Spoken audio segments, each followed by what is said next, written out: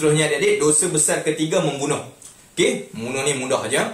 Yang pertama, maksud memang adik-adik pun saya rasa adik-adik tak adalah terlibat kan dengan pembunuhan. Apapun, ini adalah dosa besar yang perlu kita sebutkan kerana ia melibatkan orang kata apa, perkara yang menzalimi orang, perkara yang kita jangan buat sekali-kali, dosa yang sangat besar. Okey, membunuh. Okey, adik-adik pernah bunuh orang tak? Tak kan? Adik-adik pernah bunuh nyamuk je. Okey, okey adik. Jadi yang pertama, maksud membunuh, perbuatan menghilangkan nyawa seseorang. Okey, yang kedua, contoh menembak. Okey, membunuh. Kan? Tembak orang mati, iaitu membunuh. Dengan senjata api tadi. Menikam dengan pisau, tikam dengan pisau. Dia bagi contoh ni. Dan meletakkan racun dalam makanan atau minuman. Letak racun dalam makanan atau minuman, ini adalah contoh-contoh pembunuhan yang dilakukan. Okay, adik-adik, kenapa nak bagi contoh sampai macam ni? Nak bagi adik-adik faham. Nanti adik-adik boleh bagi contoh bila ditanya dalam exam nanti. SPM kan? Mana tahu keluar soalan ni, jenuh nak jawab juga. Kesan menyusahkan keluarga mangsa pembunuhan. Bila mati kan, menyusahkanlah kan. Mungkin dia adalah orang yang menjadi tunjang kepada keluarga dia. Tiba-tiba mati, hilang pencarian, mata pencarian keluarga dia. Padahal semua satu keluarga bergantung pada dia kan. Kalau dia seorang suami kan, tinggal isteri dengan anak-anak dia, isteri tak bekerja pula, Allahu Akbar, kan menyusahkan keluarga mangsa. Kemudian memporak-perandakan kehidupan masyarakat. Yalah, bila kes ni berleluasa, bunuh sana bunuh sini, boleh tenteram ke adik-adik? Kita hidup dalam ketakutan, memang porak-peranda masyarakat. Okay adik? Cantik adik-adik mesti fahamnya, InsyaAllah. Baik, ini dalil. Dalil dia dalam surah An-Nisa ayat 93. A'udzu billahi minasyaitonir rajim. Wa man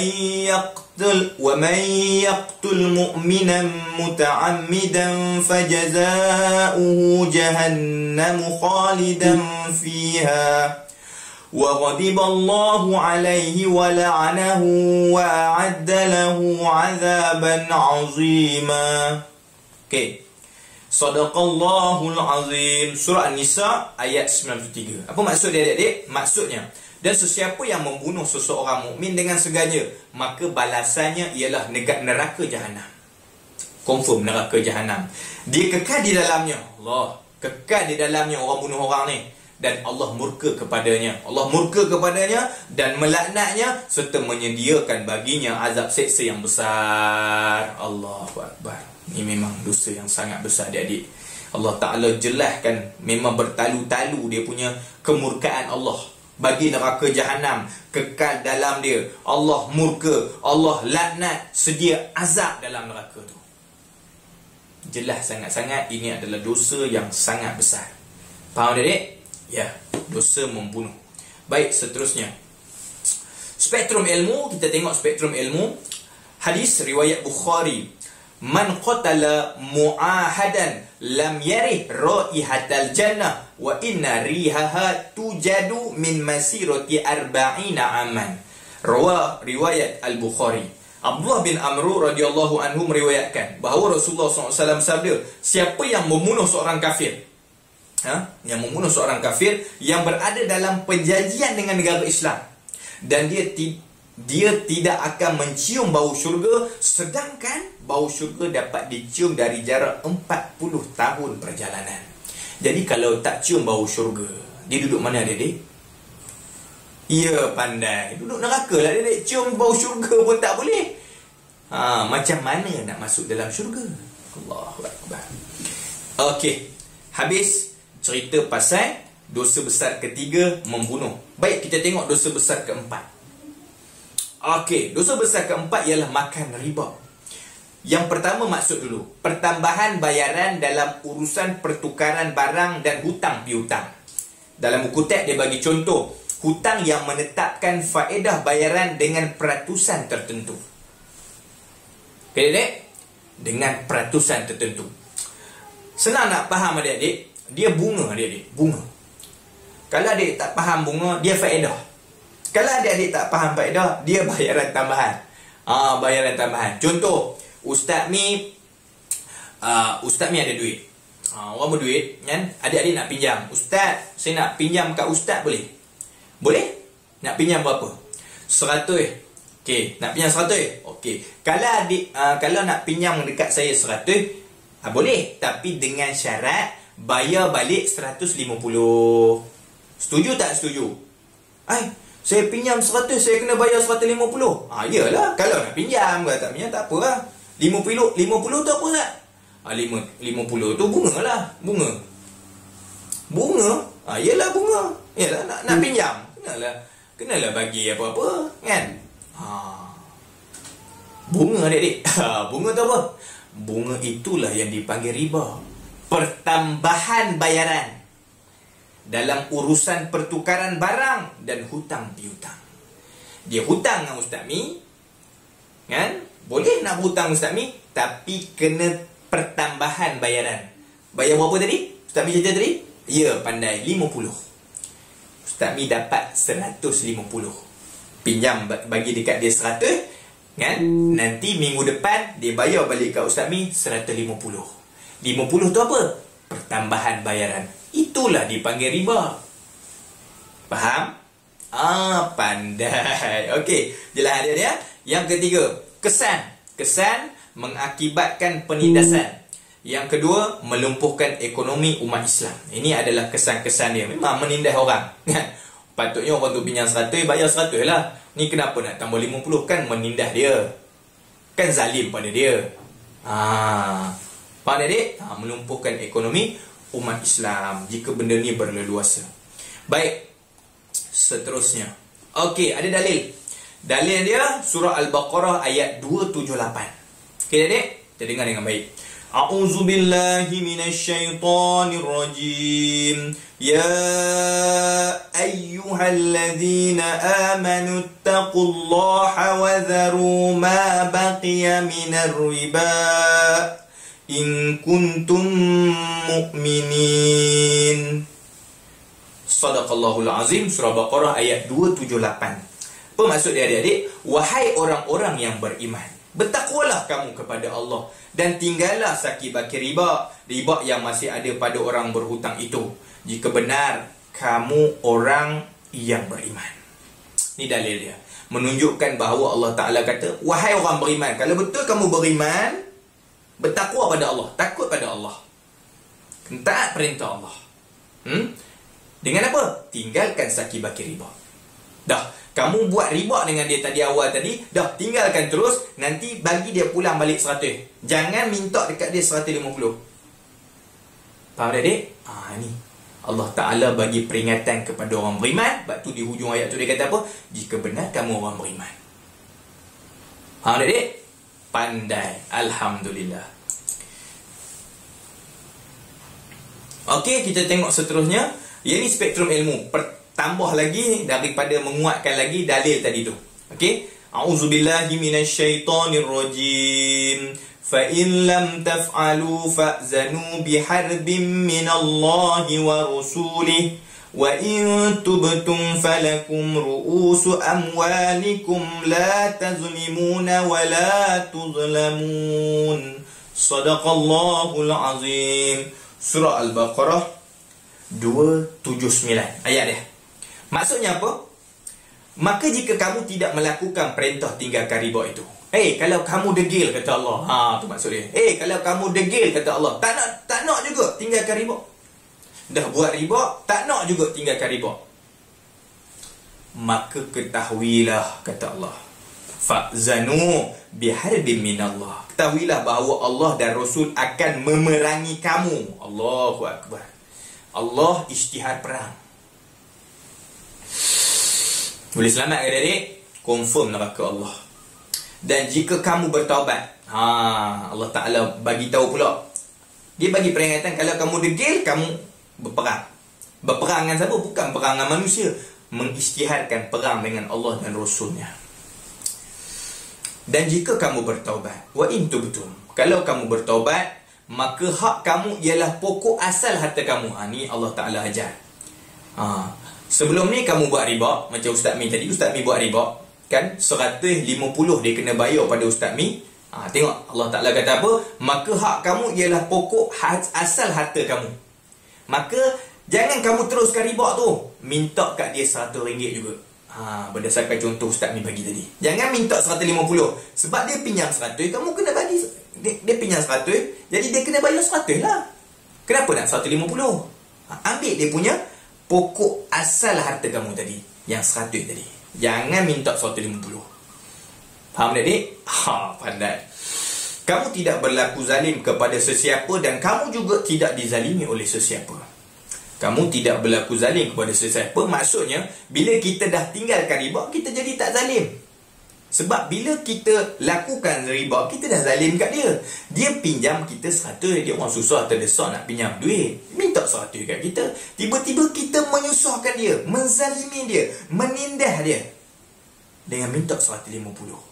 Jadi bila kita tinggalkan riba, la tazlimun, kamu tidak berlaku zalim kepada sesiapa, kepada orang yang kita lakukan riba tadi. Sebab kita ambil pokok asal harta kita je.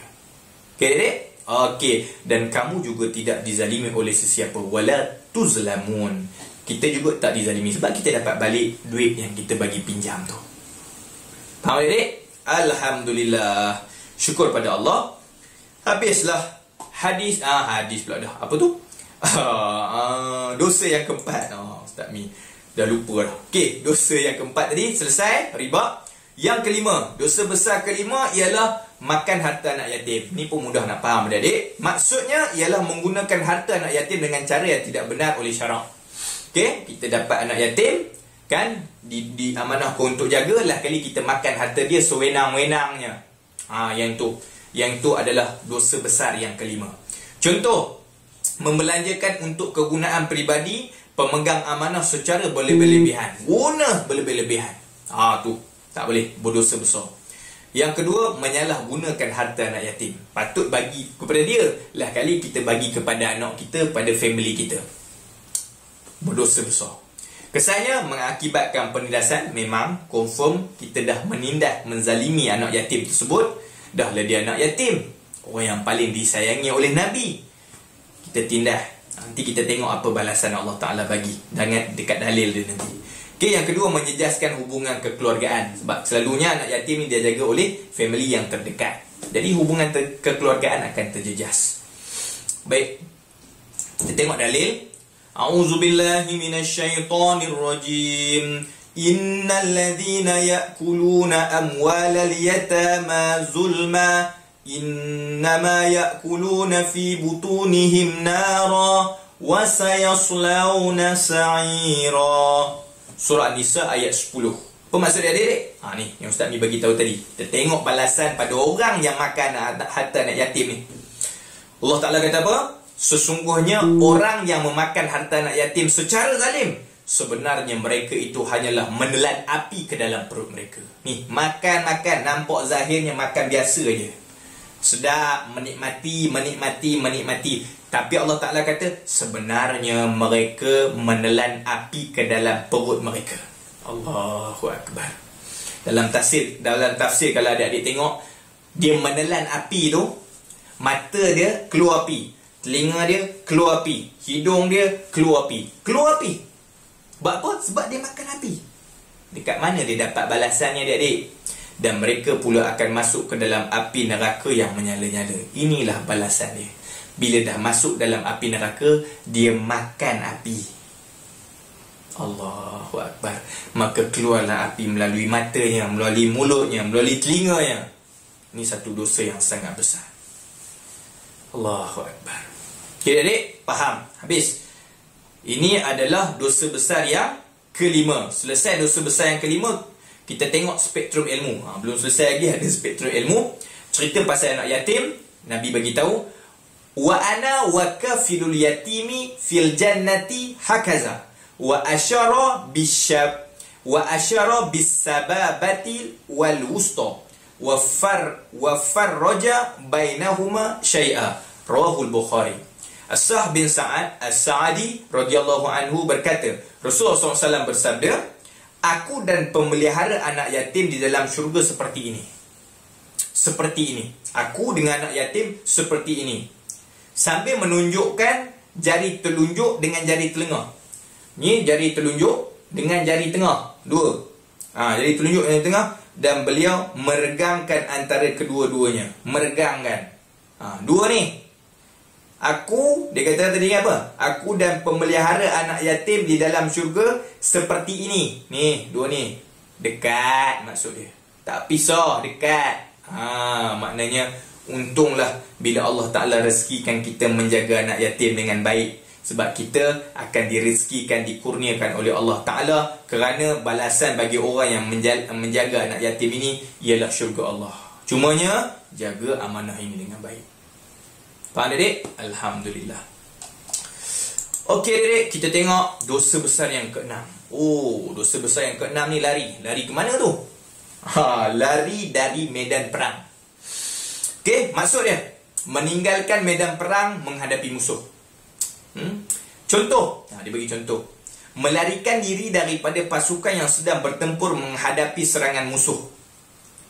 Lari tengah-tengah perang tadi adik. Tengah-tengah perang tu kan, musuh makin lama makin dekat, makin lama makin dekat, makin lama makin dekat. Kan, nak berperang mana boleh jauh. Kan, zaman dulu kalau perang memang dekat lah. Sana datang, sini datang, lama-lama hampir. Tengah nak dekat hampir tu lari. Lari daripada bertempur. Inilah yang dikatakan lari daripada medan perang. Yang kedua, enggan mempertahankan negara apabila diarahkan. Bila diarahkan untuk pergi berperang, berjihad di jalan Allah, mempertahankan negara, tiba-tiba tak ada. Lari, enggan. Macam-macam alasan dia bagi. Ini merupakan dosa besar. Kesannya, tengok kesan nombor 3. Keselamatan umat Islam dan negara akan terancam. Kalau ada orang pengecut macam ni adik-adik, sebab Islam dia ajar kita berani. Sebab tu, nombor 1 sekali, orang yang berperang pada zaman Nabi, di kalangan sahabat-sahabat Nabi, bila dia dapat iman, dia yakin. Nombor 1 sekali, bila dia nak pergi tu, apa dia cakap adik-adik? Aku pergi nak mati. Nombor 1. Sebab tu dia tak lari. Sebab seorang lari, semua lari. Tu kesan dia. Kesan dia apa? Keselamatan umat Islam, negara akan terancam. Sebab ada orang pengecut, memang habislah, hancurlah negara kita. Yang kedua, negara terdedah kepada penjajahan dan campur tangan asing. Bila ada orang-orang pengecut macam ni, habislah negara kita akan dikuasai dan dijajah oleh negara asing. Okey adik-adik, kita tengok ayat Quran. A'udzubillahi minasyaitonirrajim. Ya ayyuhalladzina amanu idza laqitumul ladzina kafaru zahfan fala tuwalluhumul adbar. Surah Al-Anfal ayat 15. Maksudnya, wahai orang yang beriman, apabila kamu bertemu orang kafir yang memerangi kamu, maka janganlah kamu berundur.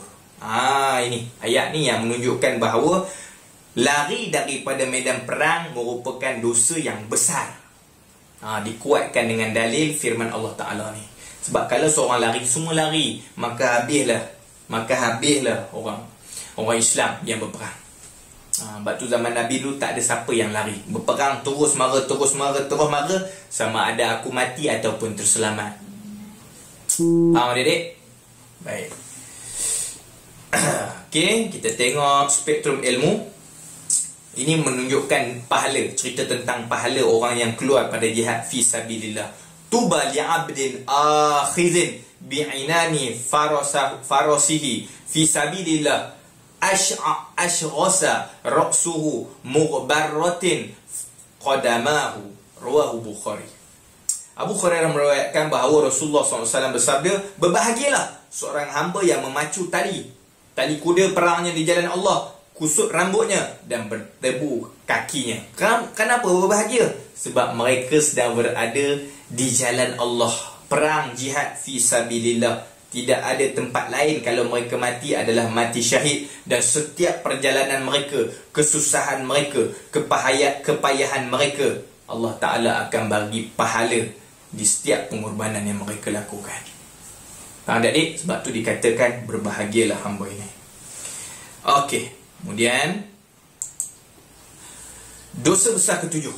Nak habis lah. Kita sampai kepada dosa besar ketujuh. Menuduh perempuan yang beriman dan suci berzina. Dipanggil qazaf. Qazaf ni menuduh perempuan yang beriman dan suci berzina. Sedap-sedap mulut je kita kata dia penzina dan sebagainya. Okey, tengok maksud dia supaya lebih jelas. Maksud dia, menuduh wanita Islam yang baik melakukan penzinaan tanpa membawa saksi. Okey? Sedap-sedap mulut tu Ustaz Mi kata tadi, sedap-sedap mulut je kita kata dia penzina, pelacur dan sebagainya. Kita katalah apa pun pada orang yang sebenarnya baik, tapi kita cakap tanpa membawa sebarang saksi. Okey? Yang kedua, Contoh dia apa? Percakapan atau pertuduhan yang jelas, seperti kamu telah berzina. Kamu telah berzina. Kita terus tuduh dia macam tu tanpa membawa saksi. Kalau kita qazaf orang, kita kena bawa 4 saksi. Kalau kita qazaf orang, kita qazaf orang perempuan ni berzina, jangan mudah-mudah adik-adik. Benda ni nampak macam biasa, tapi benda ni bukan biasa, dia dosa besar. Atau memanggil seorang wanita itu wahai penzina. Wahai penzina. Penzina. Penzina. Penzina. Sedap mulut kita je adik-adik. Padahal dia satu orang yang cukup baik dan terkenal dengan kebaikan dia. Cuma kita geram dekat dia, kita cakap dia berzina dan membawakan fitnah kepada dia.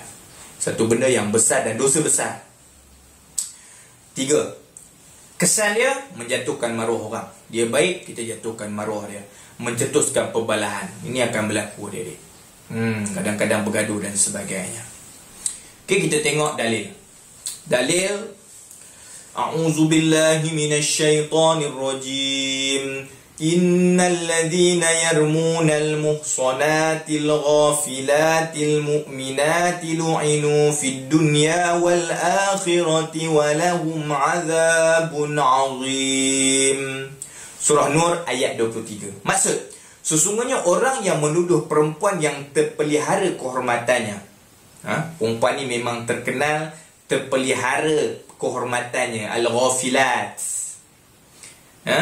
Satu orang yang tidak terlintas memikirkan sebarang kejahatan lagi, yang beriman.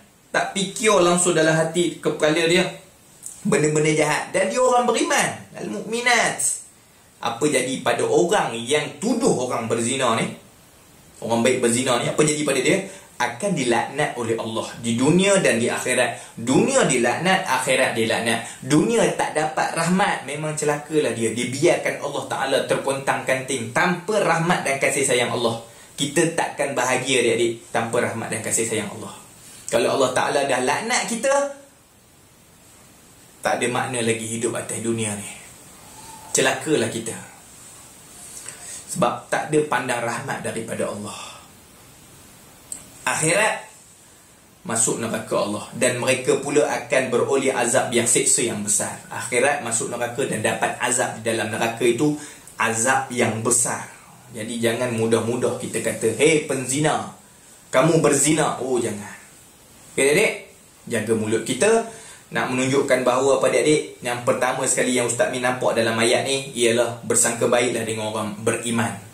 Jangan kita buruk sangka dengan dia. Kalau dia beriman, kita baik sangka dengan dia orang baik. Okey?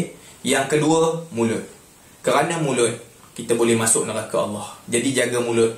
Banyak diam daripada bercakap. Faham tak adik? Kecuali benda-benda bermanfaat. Kalau adik-adik nak sebut Quran, nak cerita pasal hadis, nak cerita pasal nasihat agama, silakan. Tapi kalau nak cakap benda buruk pasal orang, nak cakap qazaf orang, itu jangan. Faham adik? Alhamdulillah. Okey. Ni maksud al-ghafilat. Ghafilat tadi lah. Ghafilat. Ni dalam kitab Tafsir Al-Munir oleh Wahbah Az-Zuhaili. Dia kata apa? Maksud al-ghafilat ialah orang yang bersih hati dan pemikirannya daripada terlintas dan niat untuk melakukan penzinaan dan sentiasa memelihara dirinya daripada terjebak ke dalam maksiat. Ini ghafilat. Jadi orang yang ada ghafilat ni, dia ada perangai macam ni, hati bersih, pemikiran tak terlintas nak buat zina, sentiasa pelihara diri dia, nampak dia jaga aurat dan maruah diri dia. So jaga mulut kita. Sebab dia jenis ghafilat. Orang yang bersih hati, pemikiran bersih, jauh daripada nak berzina, dan dia jaga maruah dia. Faham adik? Ini maksud ghafilat. Okey, alhamdulillah selesai. Jadi habislah ketujuh hadis dalam tujuh hadis pula dah. Ketujuh dosa besar yang terkandung dalam hadis perbincangan kita pada kali ini. Macam mana adik? Faham tak? InsyaAllah adik-adik faham. Okey? InsyaAllah. Ustaz Mi doakan adik-adik faham. Kalau adik-adik masih tak faham, adik-adik boleh ulang balik. Dan kalau tak faham lagi, boleh tanya kepada ustazah ataupun ustaz yang mengajar adik-adik di rumah. Okey adik? Alhamdulillah. Okey, sekarang kita sampai kepada pengajaran hadis. Jadi ini tak ada masalah adik-adik. Ustaz Mi bacakan saja supaya adik-adik boleh mendengar dan insya-Allah adik-adik dapat orang kata apa, memahami dengan lebih baik insya-Allah. Jadi Ustaz Mi baca sebab kebanyakannya dia berputar balik ataupun kembali kepada syarah Ustaz Mi sebelum ini. Okey, jadi yang pertama, untuk soalan pengajaran hadis kita kena mulakan sebagai umat Islam kita hendaklah. Okey, ayat dorongan. Kita hendaklah apa? Sentiasa memelihara diri daripada perbuatan syirik, kerana syirik boleh merosakkan akidah. Ya, yang tadi tu merosakkan akidah kerana kita meletakkan hak tu pada orang lain. Hak sembah ini adalah kepada Allah semata-mata. Iyyaka na'budu wa iyyaka nasta'in. Kepada engkau wahai Allah kami sembah dan kepada engkau kami mohon pertolongan. Okey, yang kedua, menghindarkan diri daripada perbuatan membunuh, kerana membunuh melanggar hak asasi manusia. Itu dia. Kemudian yang ketiga, bersikap amanah dalam menguruskan harta anak yatim untuk memelihara hak orang lain. Ni kita jaga anak yatim macam mana Ustaz Mi cerita tadi. Nabi dengan orang yang jaga anak yatim, kalau jaga dengan baik macam ni, jari telunjuk dengan jari tengah dekat dalam syurga, dekat. Seronok tak? Okey, yang keempat, mempertahankan keamanan negara supaya Islam dapat ditegakkan. Jangan lari daripada medan perang, sebab mempertahankan negara, keamanan negara, dapat mempertahankan keamanan negara supaya Islam dapat ditegakkan. Cantik. Yang kelima, kita hendaklah menghindarkan diri kita daripada menuduh orang berzina tanpa bukti supaya maruah umat Islam terpelihara. Okey adik? Tambah-tambah kalau dia ada satu sikap tadi apa dia? Istilah dia? Ia pandai al-ghafilat.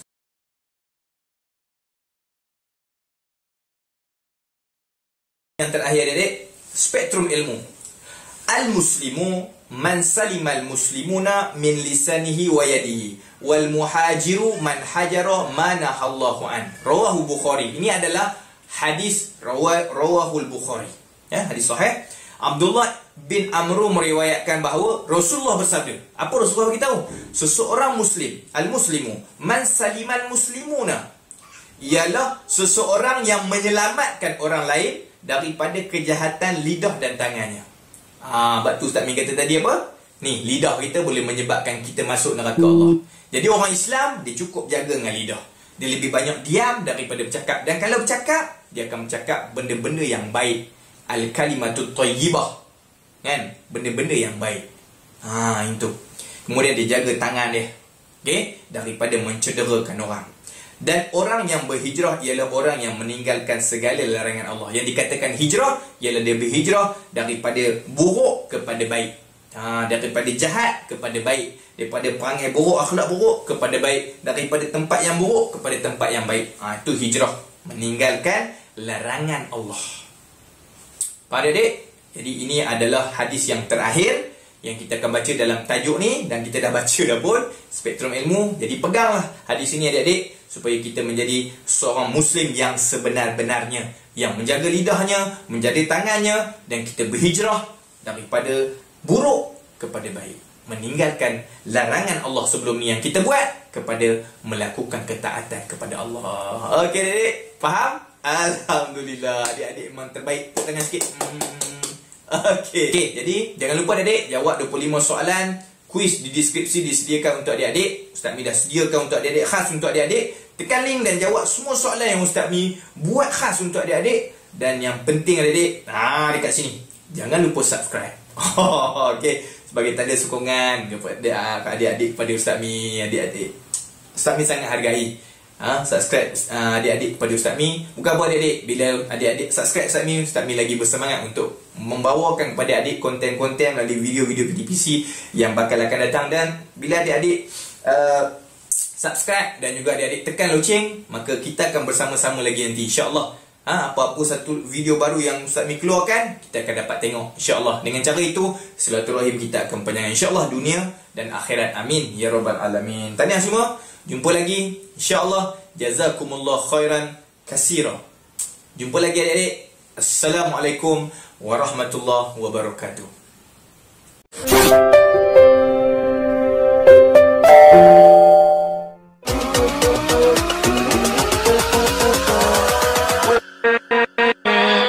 With